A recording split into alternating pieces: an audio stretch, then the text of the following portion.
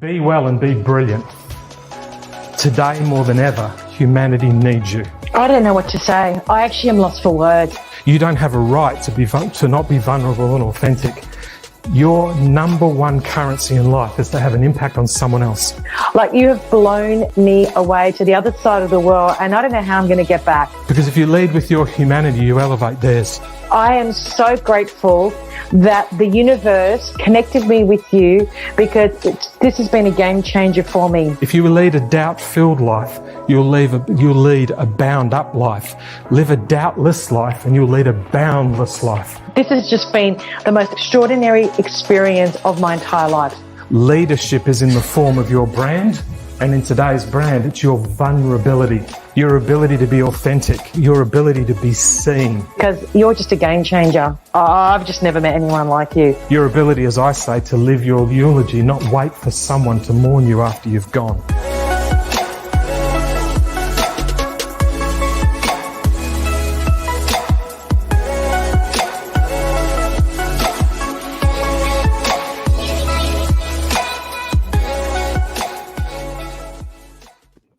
And boom, we are live. Hey, everybody. I so want to meet that guy.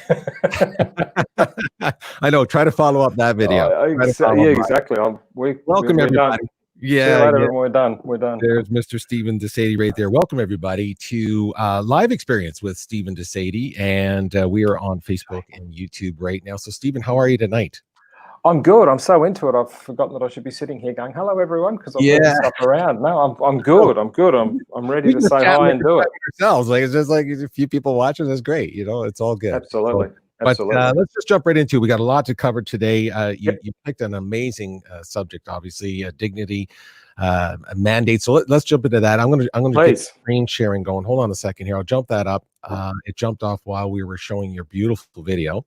There you go. So let's go right into explaining what today's show is all about. And can you clean up all of the bits that are on the screen for us, which is really good. And even if you take the today's show off, if you can. Sure. One of the things that I said this last week, I said this to Jennifer, who rang in from New York. One of the things that I do is I'm a voracious user of the dictionary and the thesaurus. And one of these days I'll learn how to say that. So I wanted to know what dignity mandates, what it actually meant. And I did this back in 2014, which will come back in a sec. But go to the next slide, Peter. Dignity is a sign of respect. So think of the most dignified person you know and how self-respecting and therefore respecting to you are they. And then a mandate is almost an agreement. It's we're going to act in a particular way. So next slide, Pete. So when I went back in 2012, I created these things called the engagement mandates for my mentor, Bob, down in Georgia, where Cherie's from.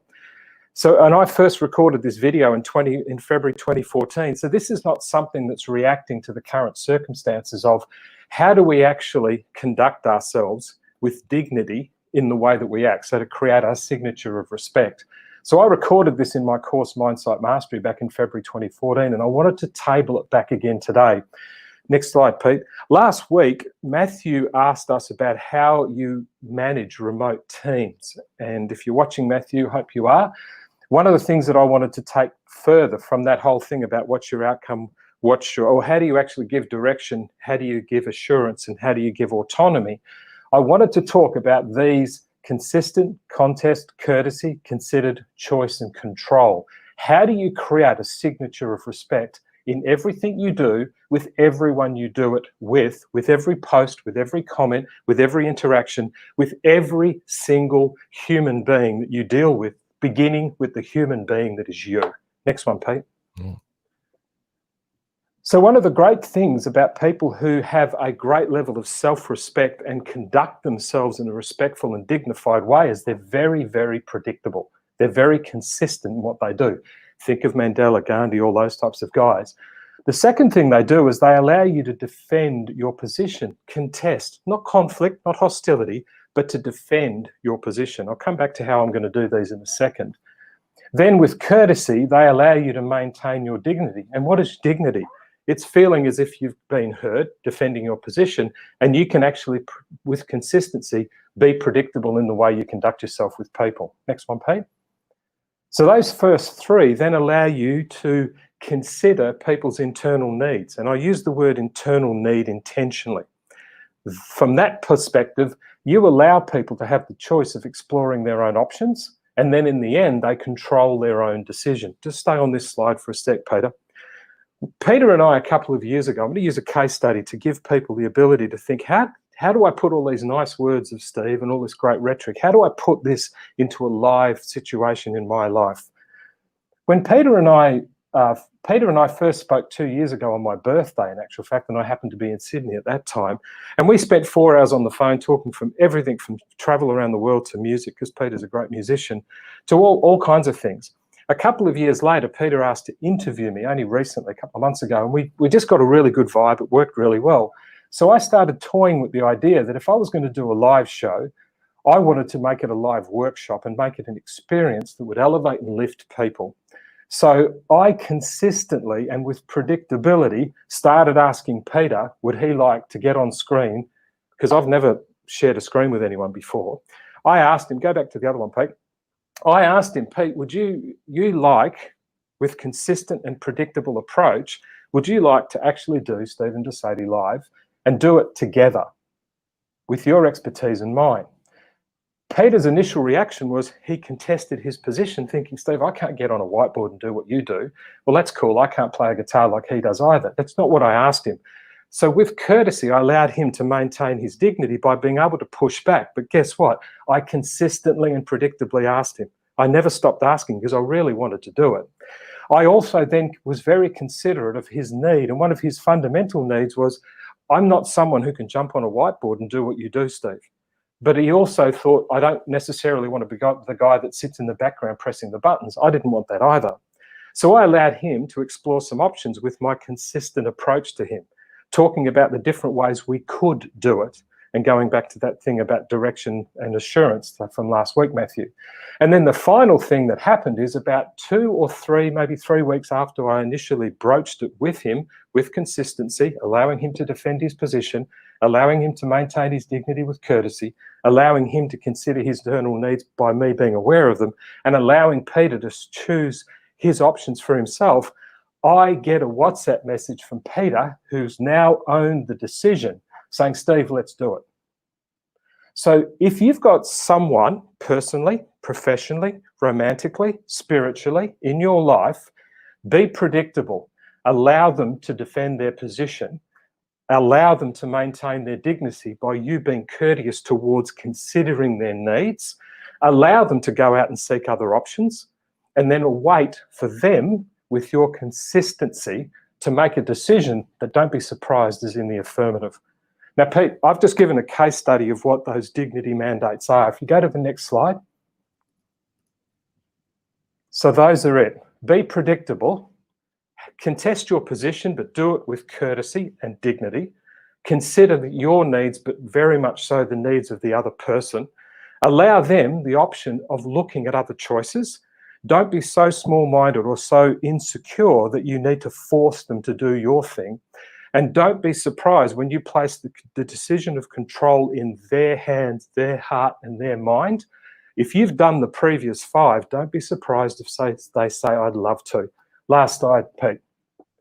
Every single person on the planet right now needs to actually have a signature of respect in how we act towards each other.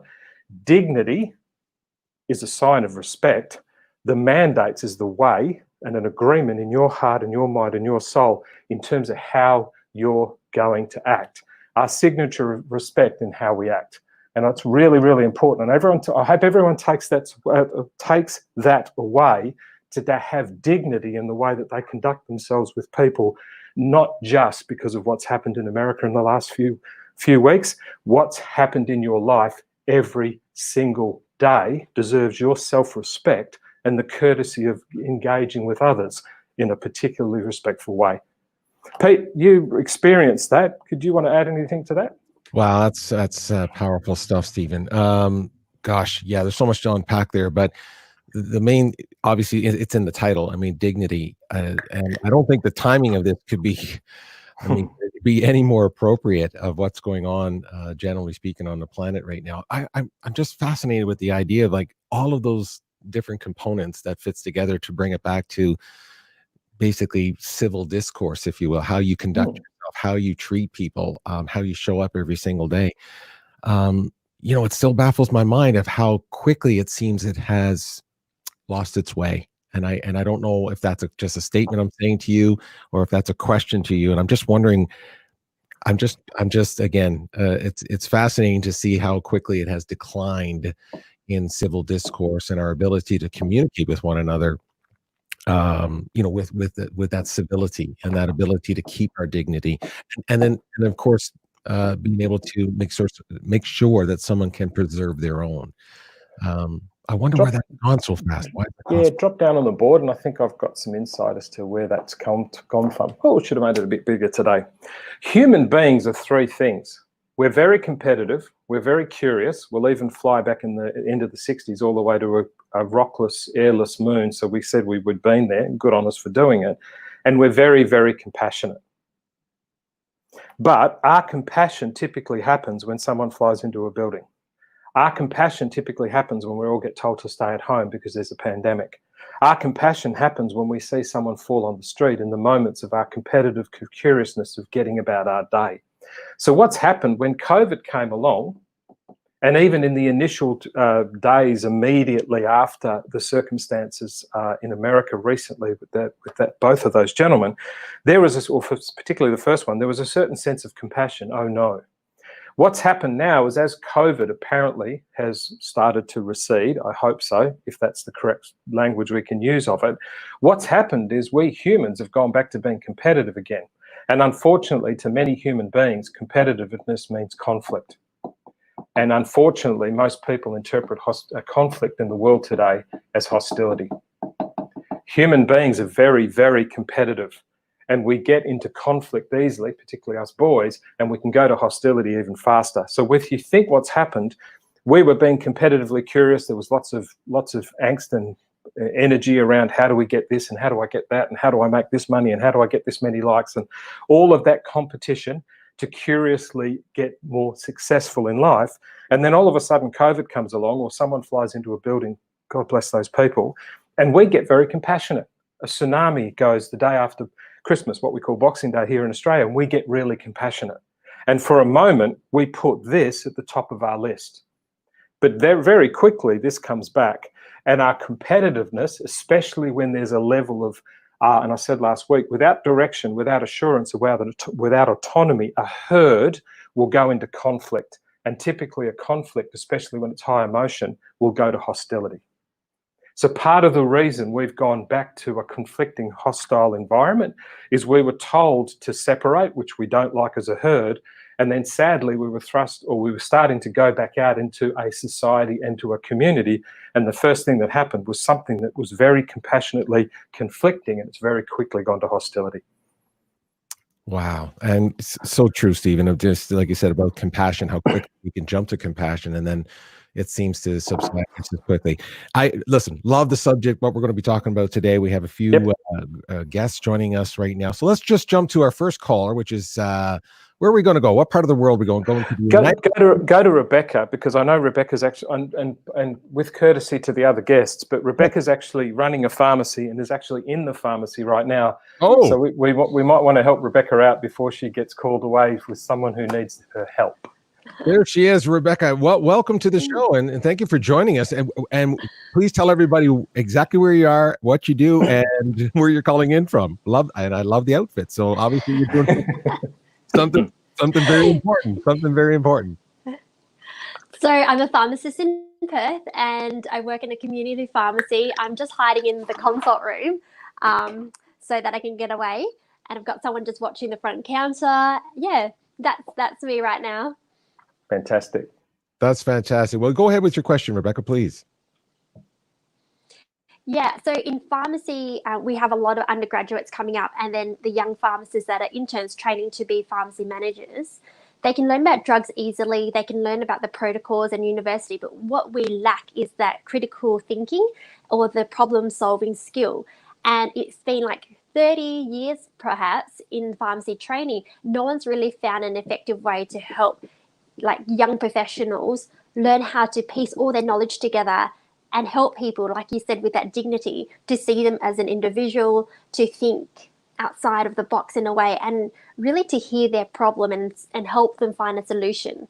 Not dictating and not really saying like, this is the prescription, you must do it this way, but allowing them to say, okay, this is what you want, and these are the options.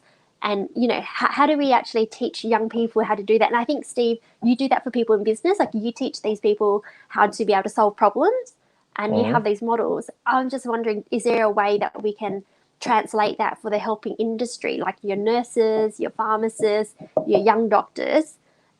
How would you go about in that?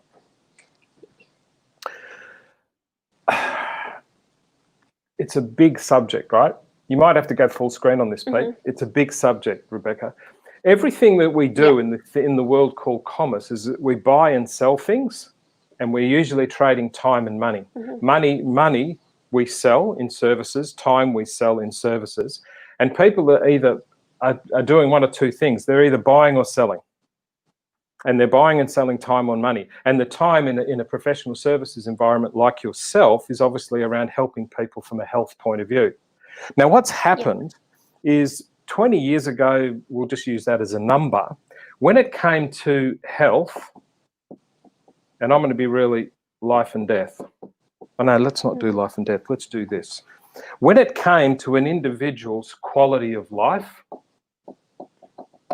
it was okay for a medical profession to say, I'm going to charge a certain amount of money, you're going to have to wait a certain amount of time, because people got rid of the commercial element of buying and selling, because I was actually bought into the quality of my life when I went to a nurse, a doctor, a pharmacist, for example. What's happened is your industry has been commoditized like everything else. Dr. Google's come along, and we've chatted about this from time to time. We've chatted about the fact that since Dr. Google and many other things discount pharmacies, as you have helped me to understand, what's happened is a lot of people now are approaching medical professionals and are actually able to walk in and ask them information about what they already know, whereas before this, we'd walk in going, please help me. So one of the things that I always say is the biggest thing that's happened to professional services, and we're going to stay with the medical profession, you have now become part of the relationship building business. It's no longer enough for you to trade your time and money by telling people about their problem from a prescription or diagnosis and prescription perspective. Your job now is to start creating relationships exactly the same as a retailer had to do and has always had to do. So one of the things that's happening right now is the commoditization of every single industry in the world, and that includes the medical profession. Now, I'd suspect, and I know we've had a bit of a chat about this previously, Rebecca, I would suspect there's people walking into the pharmacy that are a little bit, don't care about the white coat and what that's represented for decades, if not centuries. They're now walking in wondering why you don't have the answer. And most of them are not walking in wanting you to give them a prescription or give them something. They're wanting you to give them self-assurance, reassurance, direction, and a sense of autonomy, which is what we talked about with Matthew last week. So one of the things in terms of the critical thinking that you've mentioned, I'd be really focused on the people that you're in the process of coaching and training as a consultant outside of your pharmacy, is to get people to realize the difference between 20 years ago walking into a medical professional and the difference today from a patient perspective. And here's the play on words here. The medical profession now needs to become as patient as the patient. It's really, really critical. And the great joy of what you're doing, Rebecca, is part of what you're doing with MindWise, if I'm correct in remembering the name, is you're aiming at getting people, why did you get in the health industry to start with? Why did you become a pharmacist? Why did you become a doctor? And for those of you that got in because you got told you'd make a lot of money, that's true, but the way you buy and sell time and money in the profession has changed. the great majority of people, and one of the great joys of the frontliners and the respect we're giving to the medical professionals today, including yourself, is these people are now starting to realise their mums, their dads, they're newly married just like you, and they have a desire to actually have a better quality of life that's not a prescription. So one of the best things that you can do, and we can do some more work on this, Rebecca, you need to start telling stories that lace people back. Because if you look at the Jimmy Kimmel the health hero stuff where he gets a big famous star of someone on the TV. So I think I saw one yesterday, this lady who was a frontline worker, and they gave her 10 minutes on the show, and Adam Levine, one of her big fans, came on and she got to talk to him one-to-one, and Jack Black and all these other people, and Chris Rock and all these people have come on.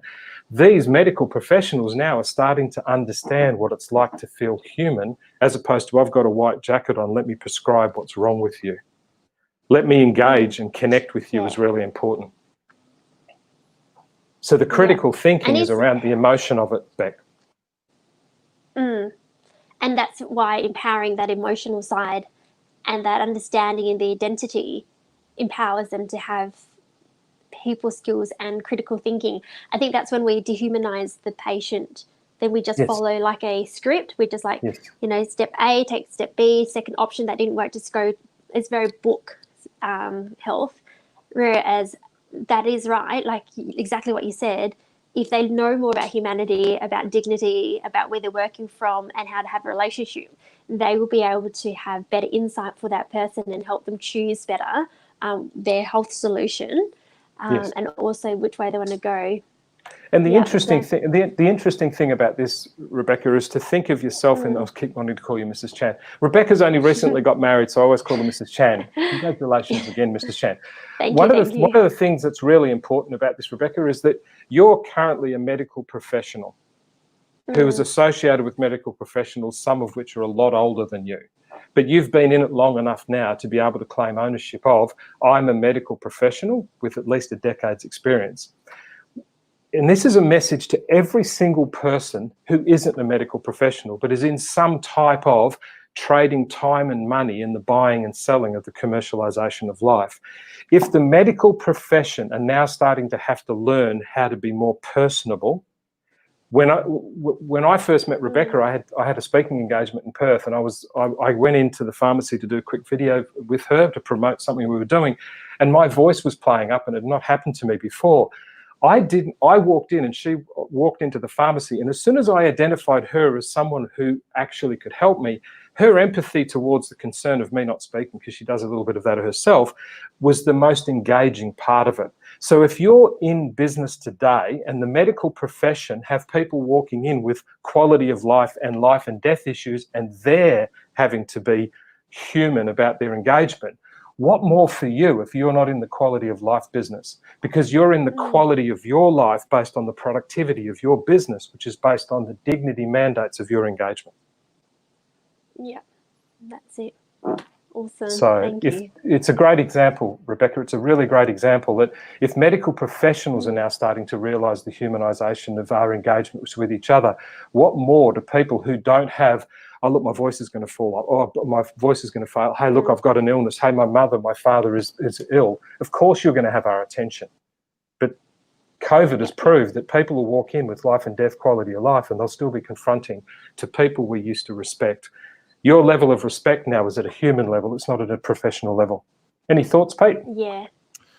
Well, the timeliness of the subject you pick and the conversations we're having. I mean, the medical profession, if there's any profession that's under the microscope right now around the world, of how we approach emergencies and patients and care, all of that, those subject matters is so important. And again, it's a global issue. It's in North America. It's obviously in Australia. It's everywhere. It's a human issue.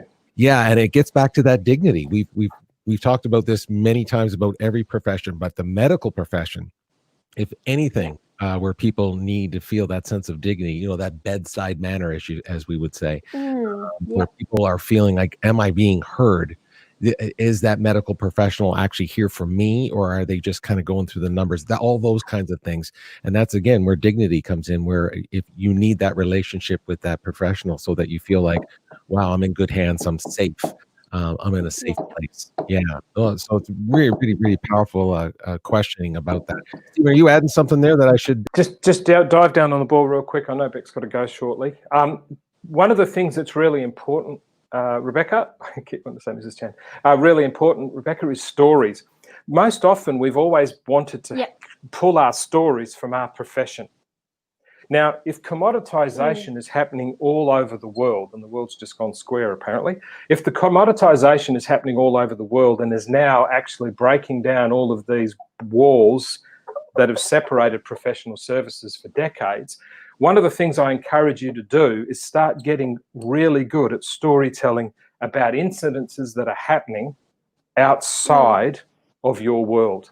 So because right now the medical profession is having to be more empathetic, it's having to be more human. And guess what? So is the police force in America, and if not the world. People are now starting to have, I know in the De Sede Angels tell me in Manila, a lot of the security guards at the shopping centres in Manila are getting confronted because people are being so restricted. So one of the things that you can do is when you start telling emotional stories about conflict, emotional stories about commodities, and also emotional stories about what used to be, you must come out of your profession and tell them. Because that will get, because you're a pharmacist, but you also have all of these other things that you do outside of your medical profession. So what you need to do is patients need to understand if they're not just coming into the closed world of your profession, they're coming into the humanity of your experience. Make sense? Yeah. Cool. Yeah. Thank you, Mrs. Chan. Thank you for having me. Thank you for answering. That was really, because I was actually talking to some educational providers in pharmacy just yesterday. And they were like, what do you think about my course? They showed me their online training, and they do like, this is how you solve a solution for, but it wasn't. So it wasn't really, this is how you solve, say someone has diarrhea, comes in, because we're trying to get these students to pass exams and to become good professions. It was like click, click, click, click, click. But it just didn't have that human element, and it didn't have that. And I think that's what's missing. That's what drives so much anxiety for professions that are trying to level up.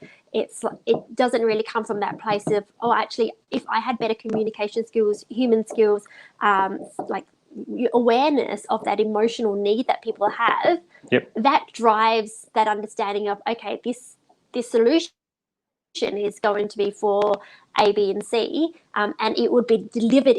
The delivery of the solution is probably what we get wrong, because we come out with the right solution, but we could be wrong in the delivery, and that's wrong. One thing you need to do is relate to the emotion of their situation first. And it goes to, if you look at the dignity mandates, which will be on the assets page in the next few days, if you relate to the emotion of their situation first, because sometimes people want you to understand them. Remember, people will always remember how you made them feel. They won't always remember what you told them to do. So one of the things you want to do is, if at the initial engagement with someone on your course or even a patient, if you relate to the emotion of their situation, you make them feel understood, dignity, you make them feel respected, cool, now they're open to dialogue with you, instead of, oh, hi, here's the solution. And then you come across as, guess what, that horrible word which is in your world, clinical. No one wants to go to a clinic. We go because we have to. I want to come and have an emotional engagement. If I had a glass of wine with you and Gary, I'd actually want to have an emotional connection. So relate to the emotional situation first, engage in dialogue second, go to solution third. Sure. Perfect. Awesome. Thanks a lot. That really revolutionizes that. Thanks. It does. See you later, gorgeous. Take care of yourself. Lovely to chat to you, Peter. See you. Thank Bye. you. Wow, that was so timely. Again, so timely. I keep repeating myself, but I'm sorry, my vocabulary is quite limited. It's so timely to talk about dignity in the medical profession and the ability to communicate. So, Beck's doing some amazing stuff. That's wonderful. Because and it's got nothing to do with millennial. It's just she has the sentiment and heart similar to Jamie last week. She's just doing it not on figure skates. She's doing it in a pharmaceutical medical profession, which is really, really cool. She's a classy lady. Okay, well, we appreciate Rebecca and taking time out. She's obviously at work doing that, which is great. Yes, yes. Which is, and thanks to the other guests who we dove in like that. That was only from the point of view of. We have another guest for you right now. We're going to go to the southern states. We're going to the United States of America. That's where we are. Hello, guys. This is Cherie, everybody. Hi. And tell us where Cherie. you're on with Stephen. And I'm going to jump out and you have your question with Stephen. Fabulous. Thank you. Hi, Stephen. Hey, Cherie, how you doing? I'm great. Listen, I was just thinking a couple of things. First of all, you have said there's several things that you say that I obviously love. One of them being allow life to touch you, but don't get stuck. True. So I'm thinking about a therapy session that I had transparently a few years ago, where I was told I had to get comfortable making other people uncomfortable. And my point at that time was not being able to say no enough. I would say yes as a people pleaser. And so in order to put us first, I started saying no more. But piggybacking off of the conversation you just had with Rebecca, I'm trying to relate to the emotion in the situation first. But how do I balance my emotion, being kind and compassionate to myself first, while also looking out for the other person? And learning how to say no more, right? Correct. Okay. Pardon me. People pleasing is ego pleasing, fundamentally. There's nothing wrong with it, but if you're in the business of trying to please your ego and disguising it as pleasing people, you're not focused on your outcome, which comes in two forms: yours and theirs. It's just off the screen, but we're good. Yours and theirs. Okay. So number one, when you're saying you're people pleasing, you need to ask yourself two questions: who and me? When you're people pleasing, are you pleasing me or you pleasing them? Probably could call that them. Them or me? Who are you pleasing? Them or me? First question. And if the answer comes back to I'm trying to please me, you're trying to drive ego and you're trying to use them to compliment and flatter your ego. That's the first thing. Second thing is your outcome. Is it yours or theirs? Because if someone's outcome, and I'm not going to go to some of the stuff in the States. For example, we'll use Rebecca. When I went and saw Rebecca and I had some of that issue, and I'd never had it before when I was speaking, but my throat was playing up and I'd always been told eventually it would happen, and it did in this particular issue. I'd just come through Asia and several different places and my throat was feeling uncomfortable. If Rebecca was just about, when I went to see her, if it was just about, let me tell you how good a pharmacist I am, and let me tell you how much I know that you don't know, and my outcome is trying to sell you the most expensive throat lozenge or whatever it was, then straight away I would have felt disconnected to her. So, right. But what she actually did is she had no ego. You probably noticed that on the call, and I'm going to use Beck as a live example. She was aware that her outcome, hers, was the ability for her to understand that last section of what I just did with her, to understand what I wanted and then actually engage with me on it. Engage. There's the last one. But engagement comes with a choice, and the choice is either choose to go and choose to stop. Let me explain that, and I'll put the pen down so I won't write too much. First things first, if you're people pleasing, you're ego pleasing, and if you want to do a self-test on that, am I trying to please them or me? And if you're trying to please you, it's ego pleasing, and you're just using them as your vehicle to do it. Number two, what is your outcome? Is it yours or theirs? And if it's just all about you, it's back to ego and you're just using them up. No one likes to be used. And if you think of those 6 dignity mandates, you're starting to shoot all of them down by this process. But if your outcome is to actually please yourself by being so present to the outcome using your expertise, you can then do a very easy choice. Do I choose to go, which is to continue to engage, or do I choose to politely say no? That's very driven towards you.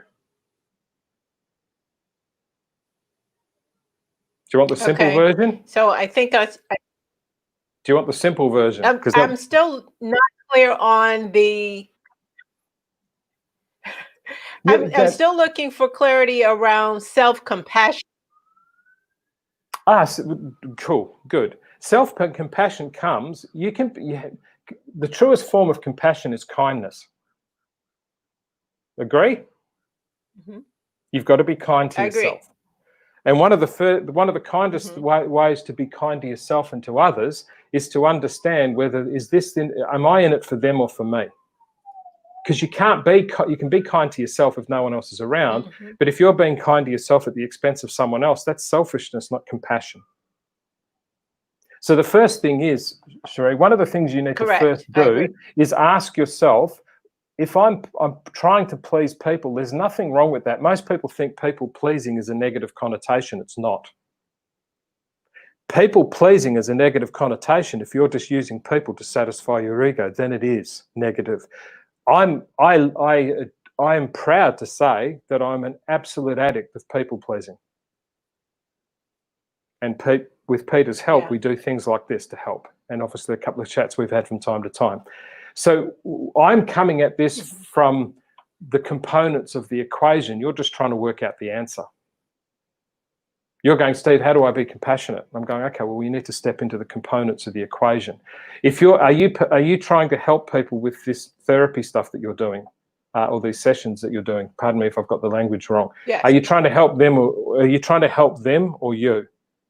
And you might think, well, I'm helping me, Steve, because like I'm a people pleaser. I love it. This is like a drug to me doing this. But I know how much I'm giving out, and I get that sort of ambient light back. So I know I'm people pleasing, and the ego things are relevant to me. So the very first thing, and this is the components of the equation, because at the moment you're going, yes, Steve, I still haven't got the answer. No, you're trying to. Someone has done this. They've said something by something equals something. And most people spend all their life trying to work out the answer before they actually work out, because this might be 2 times 2 equals 4, and this might be 2 minus 2, which equals 0. Most people are trying to work out the answer to the equation of life before they stop long enough to work out what the components of the equation are. So what I'm doing is giving you component number 1. Are you people pleasing for them or you? It's really, really important, because if you have that, I'm doing it for them and I'm really committed and I know I can provide, number 2, their outcome. So I'm very focused on them. I'm very focused on them. I'm very focused on their outcome, and I'm in agreement with who they are and what their outcome is. So I'm very happy to be compassionate and go. I think one of your biggest problems is this bit down here. You're finding it hard to say no, and guess what? You don't know what you're saying no to. Because if the person is just in it for them, their outcome is something you don't align to, then it's going to be easy for you to say, I can't help you. Right. Yeah. If someone gets on this call, in this call or the subsequent shows to come, and wants me to give them a breakdown on what are the most effective ways to post on Instagram, I'm not going to be able to help them, because it's not what I do. There's a million people out there that tell you how to do that. Mine is about what's the empathy, the energy, the soul of what you're going to post. And I get people to help me to do that. So one of the things is, I know it's really easy that if someone comes on the call and in this show or shows to come and goes, hey, Steve, can you tell me the 3 things that make a really good, effective Instagram post, but don't talk about heart, soul, inspiration, motivation. Don't tell me about my message. Tell me exactly what buttons I press. You're not my trainer. I can't help you. I'm a people pleaser for you. The outcome you're asking me, I can't do, so I respectfully decline. Right. Sheree, at the moment, your question, if we drill all the way down, your question is, tell me how I can be compassionate and say no at the same time. And you can, you just don't think you can, because you're such a loving soul that if I say no, it means hurt. No, it doesn't. What are you saying no to? And the only other thing you need to do is, what options could you have? You're trying to find a way for me to give you an answer to say no to someone and feel good about it. and I'm actually holding a mirror up and say, gorgeous, look in the mirror, and are you in it for them? Do you believe in the outcome you can give them? And if you don't, then you have an obligation to say no.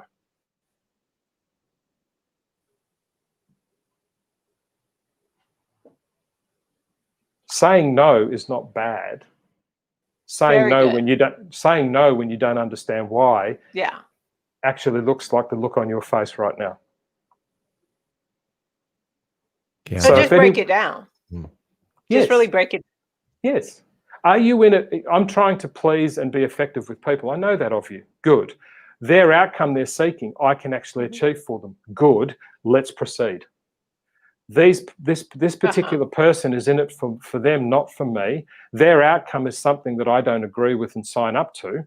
So I can't help you. I politely decline. And I politely decline through the respect and the dignity of myself, because I know I'm not going to be able to help you.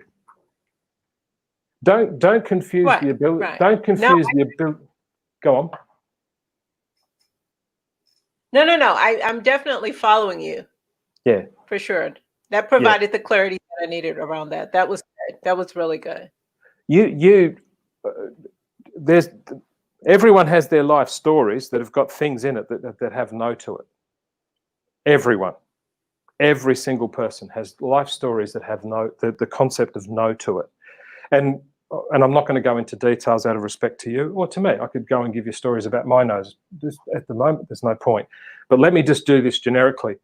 Every single thing that has been significant, that you had your heart set on, that you had your love set on, that you had your hope set on, if that came in the form of a no that was outside of your control, you've associated no with that level of hurt to who you're saying it to. And it's not true.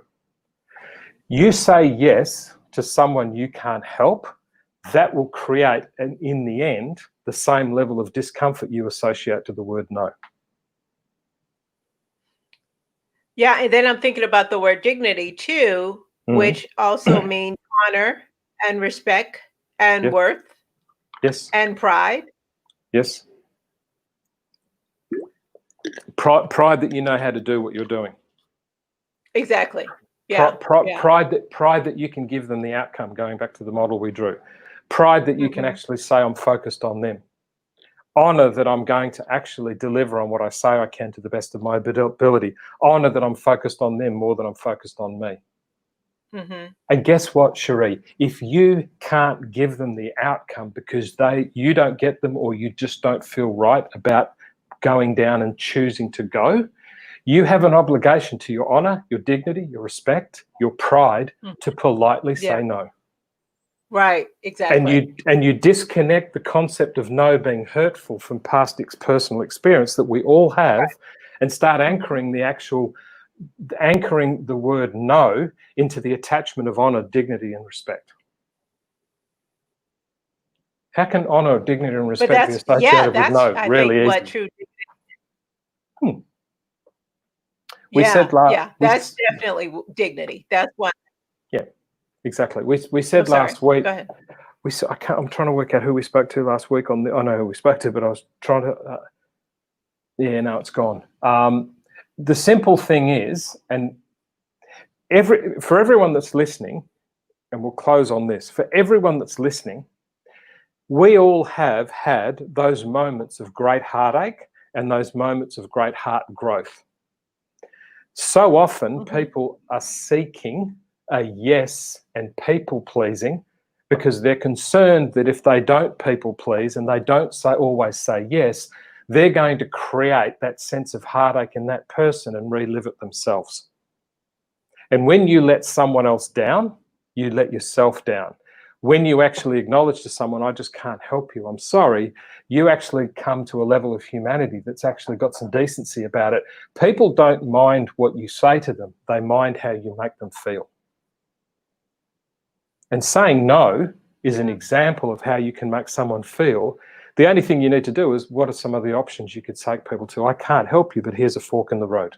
So instead of thinking your engagement with people as a T-junction, it's no, maybe start thinking of forks in the roads, and I can't help you with that. You could go there. If someone does ask me a question about the 5 things to post on Instagram, I could give them 3 or 4 different ways of being able to go off and find out about it instantaneously.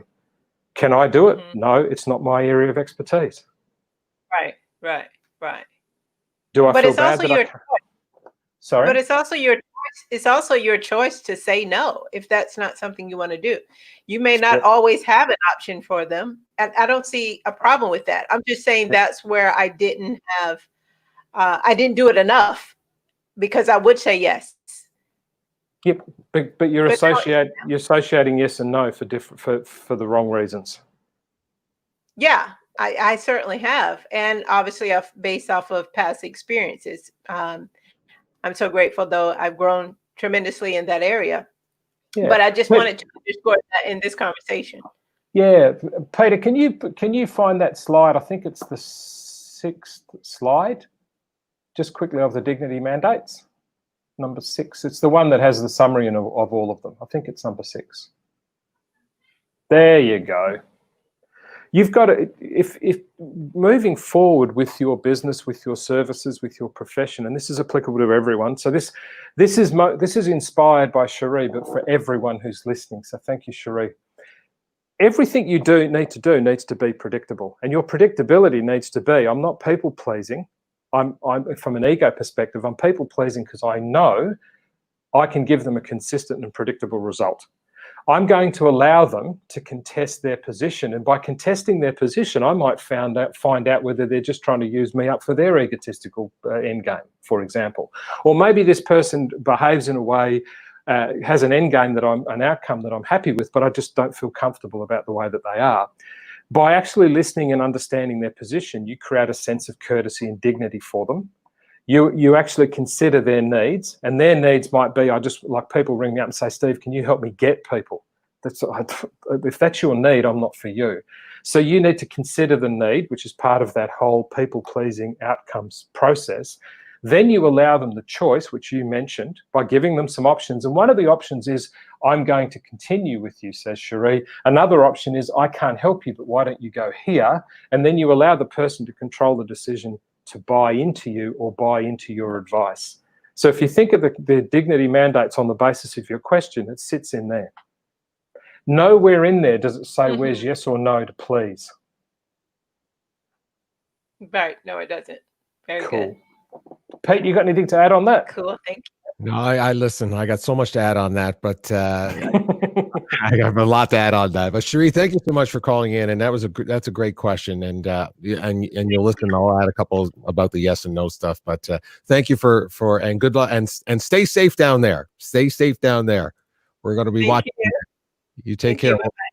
Steve, right. Just take care. Thank you so much. Yeah, what I loved about some of the things you were just talking about, Steve, but to her point, to Cherie's point, I can't tell you.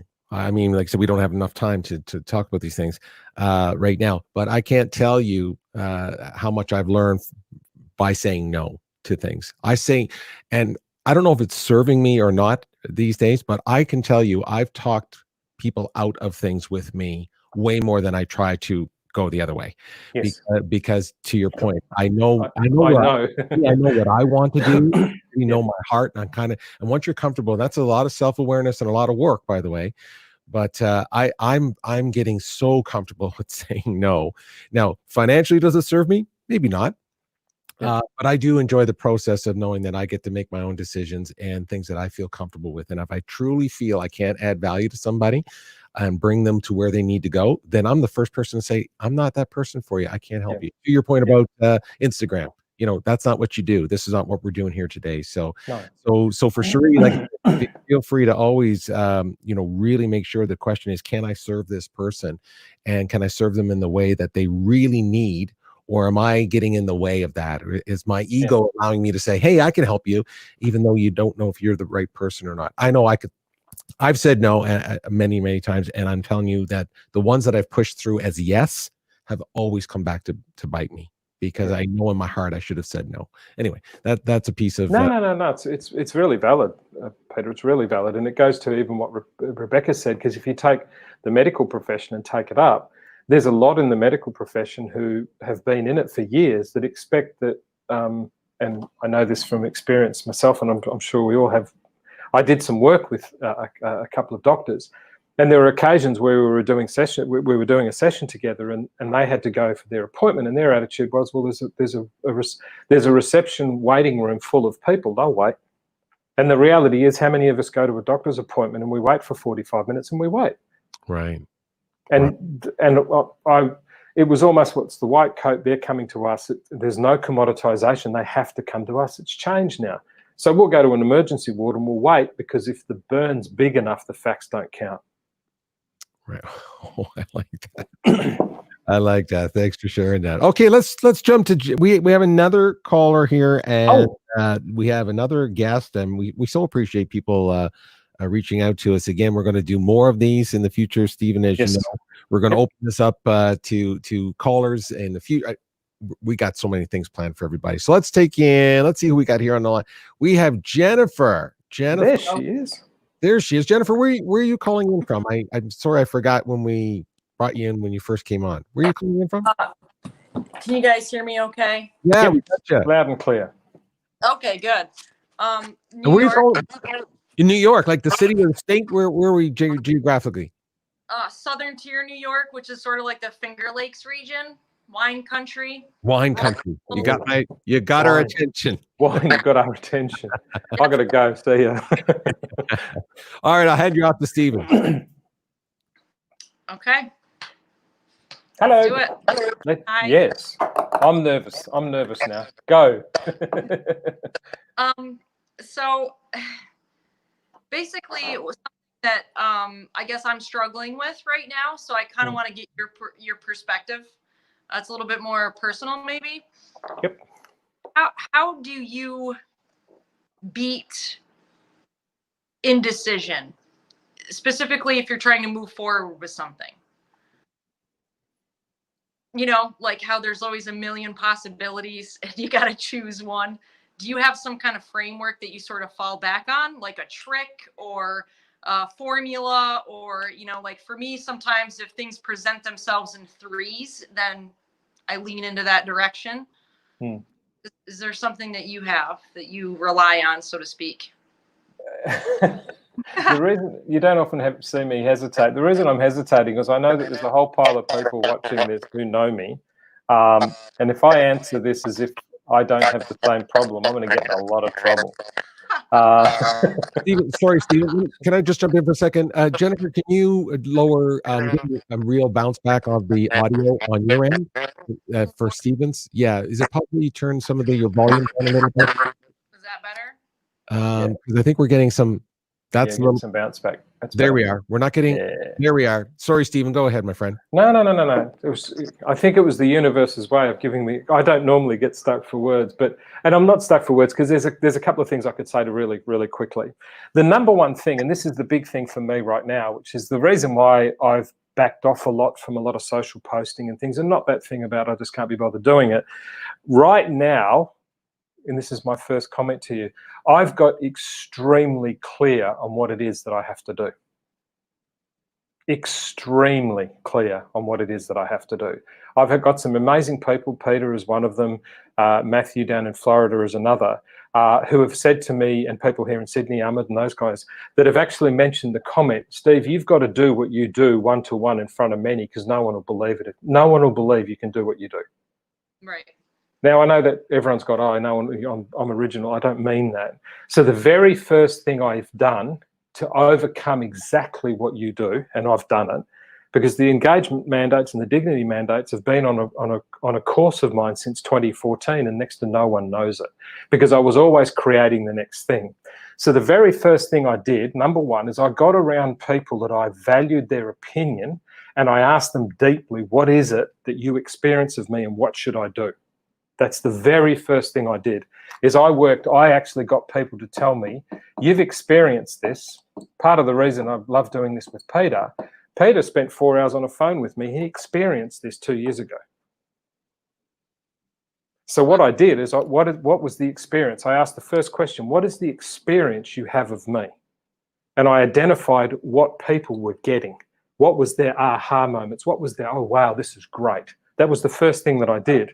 The second thing that I did is I got really focused on making sure every single thing I did was associated with the one thing they told me to do. So the live show now is everything about one-to-one in front of many, because that's what they said I should do. So first question to you, Jennifer, is what are people saying that is really good about what you do, that's really impactful that you do with them? And whatever it is, start the process of focusing on that as your next outcome.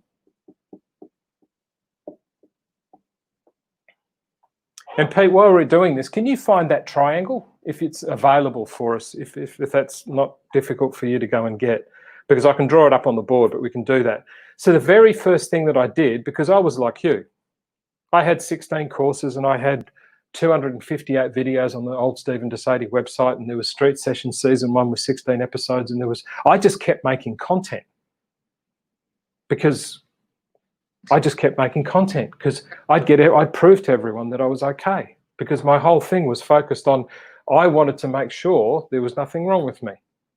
And I'll get really personal for you. Lost all my house, lost my wife, lost all my houses, lost all my money, tried to commit suicide, went bankrupt, left England and living in 20 minutes from walking past Buckingham Palace every day to all of a sudden sleeping on a friend's floor. I thought I was useless. So what I would do is I'd create video after video after video after video going, look at me, look at me, look at me, and tell me I'm okay.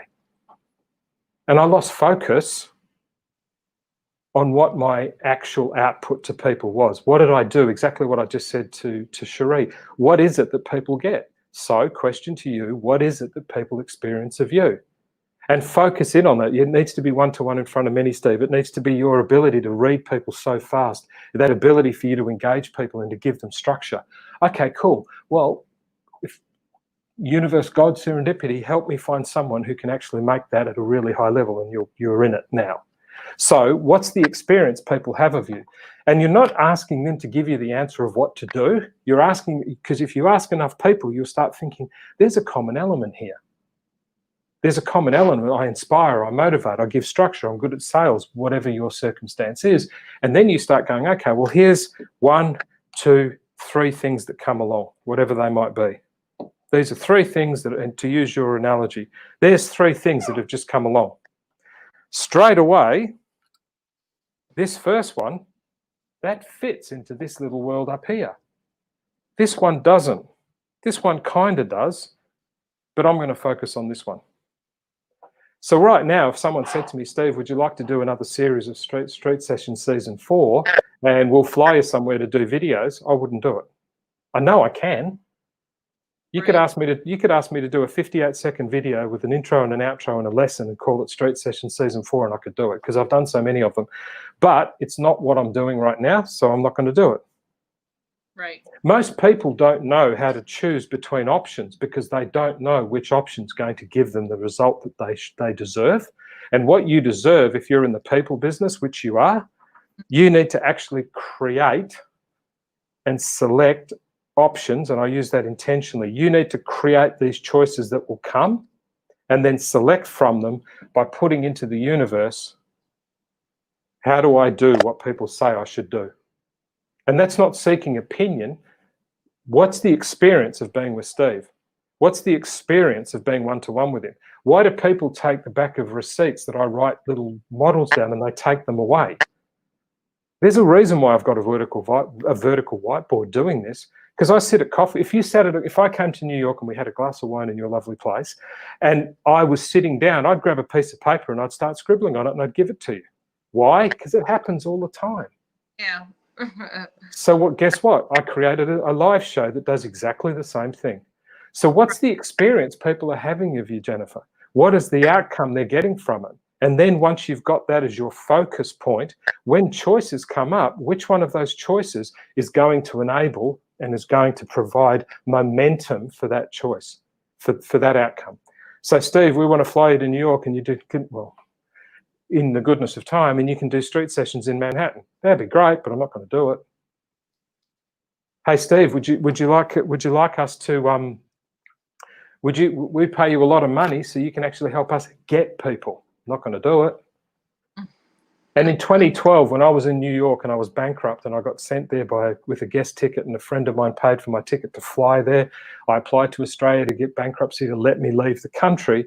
A lady and the second day saw a couple of my videos overnight when I met her at the event, and she offered me $5,000 to do 2 or 3 videos whilst we were at the event because of my Australian accent and the way that I do videos.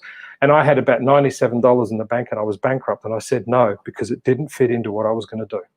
Gotcha. I love it. Your inability to choose is because you haven't decided what you're focused on. And instead of actually you deciding what you're focused on, go and ask people who experience you what it is they get. And then whatever it is, you start focusing on that, and whatever choices come. And by the way, the choices will get more difficult because when you set your heart to this stuff will start coming all aligned. It's a funny thing called serendipity. Wow. Stephen, let me jump in there. If I Yes, can, please. can I add that triangle? Do you want that triangle there for this part of the conversation? No. If you've got something to say. No, I have the triangle for you. Whack the triangle up. I'll do that. We're learning as we go. Where's the triangle gone? Where's the triangle gone? Right. Your uniqueness is your brilliance. Okay. Your origins are your inspiring insights. The inspiring insights when Ahmed here in Sydney, when Matthew in Florida, when Peter in Canada actually said, and the many other people that I asked about it in conversation or directly asked, you've got to do one-to-one in front of many is what they said. Perfect. That was my uniqueness. It was your brilliance, your genius, I think, as one or two of them said. So then I went in and went, okay, what's the origins of all of this sort of inspiring insight stuff that I do? Okay, well, I seem to write napkins down and all that. I used to have a video series called Napkin Videos. So once I understood what the uniqueness of my brilliance and the origins of it by asking people, which is what we've done on the previous model, I then started to discover and ideate. Discovery was the opportunity of Peter and I getting in, because guess what? Peter rang me up and said, Steve, I'd like to interview you about a month ago now. We did the interview. It went really well. Afterwards, we started ideating about, I should do a live show. Yeah, you should. One-to-one in front of many, I told Peter. Yeah, you should. And then Peter and I, at Peter's lead, started getting into StreamYard, started getting into how we could actually do creation and execution. But here's the thing. The reason I've put the triangle up, Jennifer, the creation and execution of the Inspiring Insights live show was discovered and ideated with Peter based on the inspiring insights of what I originally do, based on what people say my unique brilliance is. Gotcha. So as a result, I can get on these calls and wait for people to ask me anything, and I'm confident that I'll be okay because I've been doing it all my life. Okay, just flick back to just the three of us, Peter. So Jennifer, one of the things you need to do is to go back to what makes you brilliant and what are those inspiring, insightful moments that have created it. Because if you want to know why Stephen De Sede from time to time sends you direct messages, because I'm inspired by you having the guts to be learning video live, not in front of everybody. I think it's brilliant. Yeah. Yeah. And you get heaps of views and heaps of comments. So first homework assignment, go through all of the comments and what's the most consistent words they say to you. Are you getting back from people? Guess what mine were? Inspiring insights. Yeah. You were going to say? You were going to say? Yeah, just inspiring, definitely. That's a big one. So basically, to recap the answer to my question. Yep. If I'm struggling with a decision on moving forward with something, you know, structure it on how I want to make sure that the rest of the world, you know, however they experience, however I impact them and they get that experience from me, to build on that. So whatever's going to align with that, essentially. Yeah, because one of the things you've always said to me, and you say that's in your videos all the time, is that you really want to help people. You recently said that this is almost a philanthropic thing. It's not as if it's trying to promote your business and all that stuff. And because you don't know, that was me, right? Yeah. Because I didn't know exactly what it was and how to do it, I was all very happy to give away as much as I could because it was just philanthropic. Until my mentor turned around and said, Steve, especially the little boy that died and stuff, he said to me, how many more mothers haven't had the opportunity for you to write a book about them because you're hiding? Boom. So there's nothing wrong with being philanthropic. But and nothing at all. But if you've made a decision, you haven't made a decision to commit to your vocation or your mission that you're gifted to be able to get on video and do, because you don't do that just for the hell of it.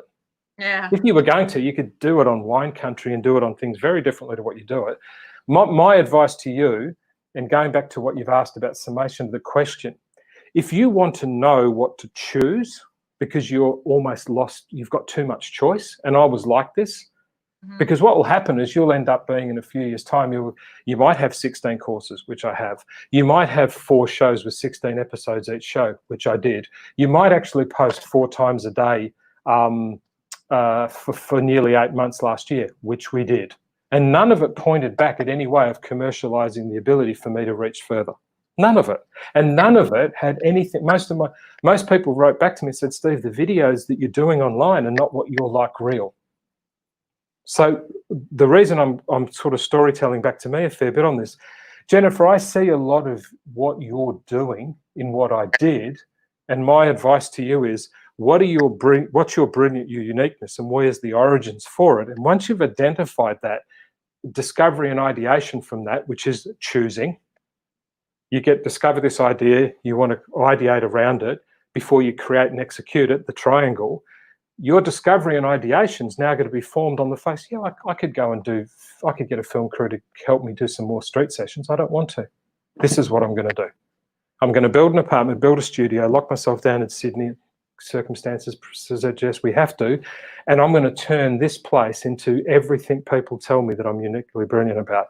What is your unique brilliance? Uniquely brilliant. What is your, but no, what is your unique brilliance? What is it? Well, I have a really extreme knack for being able to listen to people ad nauseum. I'm talking, I'll listen to all of it. And then once I've heard everything and they've really been able to get it all out there, I'll pretty much refurbish it, rearticulate it, and just give them like my best scenario of either what they should do or where to find the tools that they might need to move forward with something that they're going through. You know, and so it kind of goes a little bit back to the other guest that was on about the people pleasing part. Yep. And about the now it makes more sense with this dignity mandate. I didn't really understand what that was exactly, but you know, now I do understand it more. And it's because not only do I enjoy and I'm curious of why people do things they, you know, why do you have intentions that you have, which obviously drives behavior. So you have to understand intention to understand behavior. So you can't judge. So you have to really listen to figure out those small nuances of why they had a particular behavior. Well, then that led to another thing, which led to another thing. And to me, it's just really interesting. And then I can help because I'm looking at it from 20,000, you know, whereas they're in it, so they don't see everything. But once you listen enough, then you can see it from a different perspective. And just you spin a new perspective, a new insight. Pete, go down onto the board. It'll have to be full because I've written this quite wide. I'm sorry, you jumped around a bit then. You still there? Yeah, sorry. Yep. Okay, cool. What you said, you listen, which is to digest what they're telling you. This is kind of a very simple model of, I guarantee if you spoke to all those people about what they experience of what's your brilliance, what's those inspiring insights that create the origins of your brilliance, I bet you they talk about, you listen very well, which is digest what they're saying, you reflect and then educate back to them your perspective, and then you give them direction by ideating an idea of what they can do. At the moment, you're probably doing this really well, and you still haven't given yourself permission to do this yet.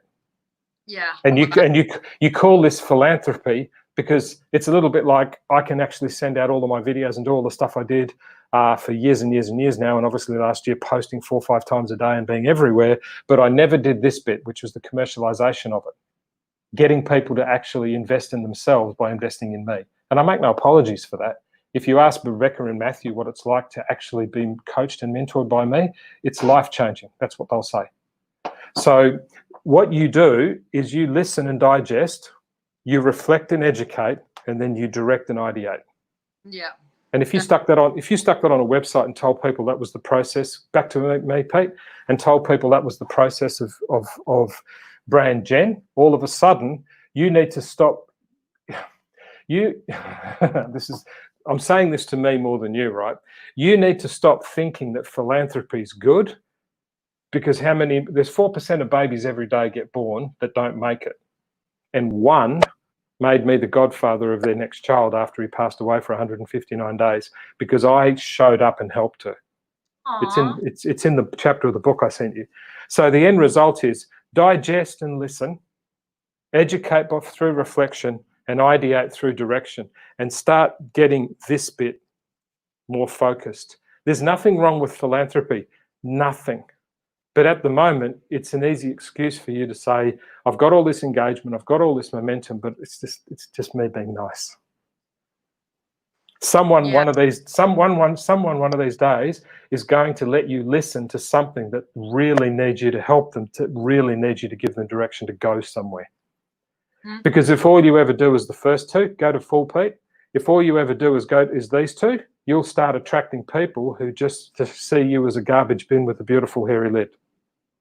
Right. Gotcha. Mm-hmm. That makes sense. That makes so much sense. And it's probably already happening. Yeah. Fantastic insight. That's fantastic insight, Stephen. And so thanks, you, Jennifer. I hope that was a really interesting way that you positioned your question, because I think it again gets back to this permission. This permission to allow ourselves to basically just be really clear and transparent with ourselves, our intentions. I love the fact that you use that word, because that's pretty much one of my favorite words too. That's the first thing I say to people when I'm engaging them with anything. What's the intention here? What are we doing? What's the real reason we're doing this? Yeah. And so that's a very powerful word you added to the mix. So thanks for calling in. We appreciate it. We really do. And we're going to see you again. I know, on another show, another time. Yeah, absolutely. You're always welcome. You're always welcome. They're wine. They're in wine country, Stephen. So we'll have to go down. Absolutely. All right, Jennifer. Absolutely. There you go. Well, that was fantastic. Gosh, there's so much there out of those three guests we had today, Stephen. Again, I think the word dignity, you couldn't pick a better subject matter right now to be talking about. Yep. In the world in general. I think we're struggling a little bit. We're struggling for leadership. We're struggling for understanding. We're struggling for trying to make sense of everything that's happening right now. And part of that is that civil discourse around the world. We're watching dignity, the dignity of people and how people are communicating with one another. So if you don't mind, I'm guessing if it's good with you to kind of summarize a little bit about what we talked about today. Let me just add to the mix here, clean it up a bit for you, and just talk about today's show, so that just in context of some of the questions and some of the things you covered today. Yeah, it was interesting, because this dignity mandate, it used to be called the engagement mandates in Mindset Mastery, which I did back in February 14, as I said, but it wasn't something, it just came to me. So just on the back of a couple of things that have been said and from different people asking, is it's arrived on Rebecca's doorstep as a medical professional, that the aspect of commoditization of the professions needs to humanize them. It's arrived on the doorstep of Cherie, that she needs now to understand that saying no is not an attachment to some of the no's that we've all had in life, but saying no is a dignified way of paying respect to someone who you can't help.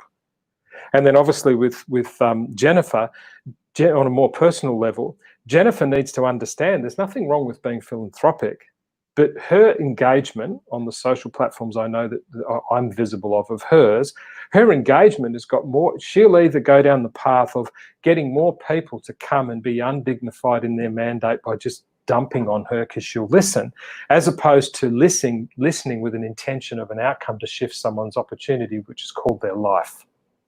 So the whole dignity mandates is that signature of respect in how we act. So how we act as a medical professional, Rebecca needs to feel better and more respected in the dignified way she conducts and acts as a medical profession, Cherie needs to have that signature of respect for herself first, that she'll say no to you if she has to, with courtesy and kindness and compassion, because that's who she is.